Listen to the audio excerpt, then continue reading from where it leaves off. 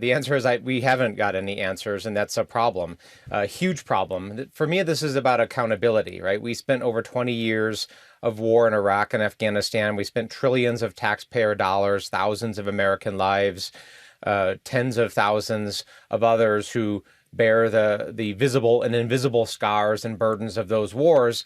They ended poorly, and that's, I think, because we stopped debating it. We financed it with debt. There weren't votes. There wasn't an accountability loop. And that continues today. You know, we've started that same cycle again of conflict after conflict without real debate and without a real decision by the American people about whether or not this is in their best interest. So we're going to keep on pushing the Department of Defense and the administration for answers, for engagement. My immediate question right now is, what are we doing to protect our troops? The tens of thousands of Americans who are serving in that region, who are coming under tremendous assault by missiles and drones. And what are we doing to protect that force?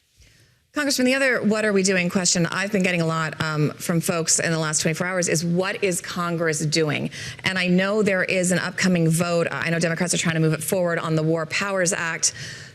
Even if that resolution is upheld, does Congress really, realistically, have the power to stop this particular president from doing whatever he wants to do militarily?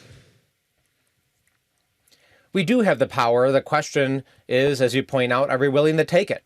Right? We're going to force a vote on Wednesday so that people have to stand up and let their constituents know where they stand on this issue. Thumbs up, thumbs down, right? So we need to start taking a roll, taking names, and that's the beginning of that accountability process that I was talking about.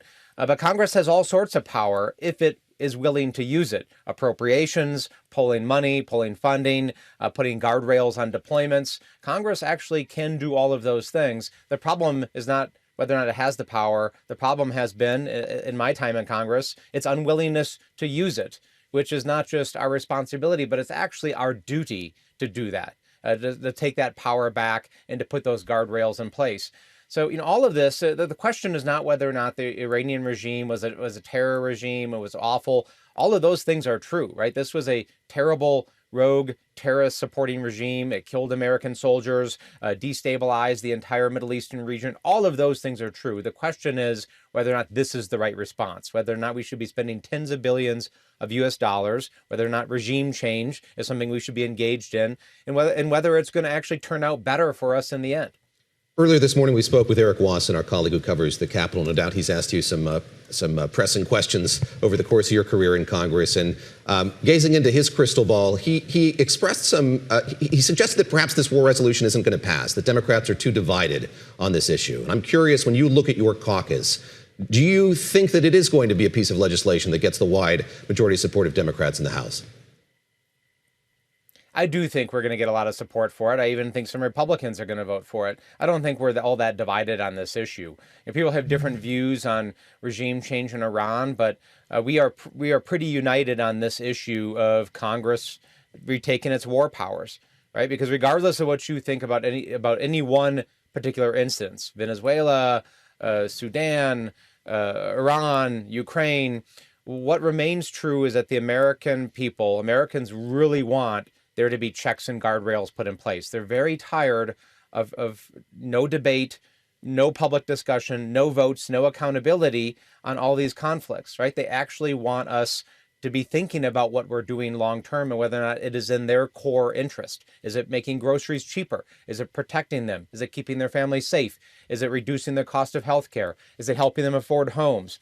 That is the discussion and the debate that has not been happening and that has to happen and that we're going to force. To pivot to exactly what you were talking about, and that's because we do have a midterm coming up and all politics are local. Do you think this is a liability for the president the longer this conflict continues? Because even in his world, there is division about this American expansionism, the Don Road doctrine. Is this something that Democrats are going to hit hard against their Republican opponents come the midterms? Absolutely. Donald Trump realized something on the campaign trail, something that I know deeply, and that is there is a lot of anger and resentment in working class America where I'm from. the people that I grew up with and the people that I served with and I fought with when I went to war in Iraq and Afghanistan 3 times. People are angry with this lack of accountability by endless conflict and it not delivering for them. So he actually campaigned as an isolationist. He campaigned to end these wars and to end this constant cycle of conflict. And now that he's in power, he's just perpetuating the same thing, right? 7 countries bombed in the first year alone. Tens of billions of dollars spent on these operations where a lot of Americans are saying, what are we doing? What are we accomplishing here? What is the end game, right? Because Iraq and Afghanistan was the same thing, right? We won, here's an important point. We won every single battle in the wars in Iraq and Afghanistan. We didn't lose a single engagement, a single battle. We won all of them, right? But we lost the wars in the end, right? It's because we didn't have a strategy. We didn't articulate what our interests were and what we were doing, and we didn't have an end game, right? And we're in the same situation here now again, and people are pretty fed up with it. So yeah, I do believe this is going to blow back on the president. And we're going to see who's willing to stand up and try to end the cycle of madness versus those who are going to perpetuate it.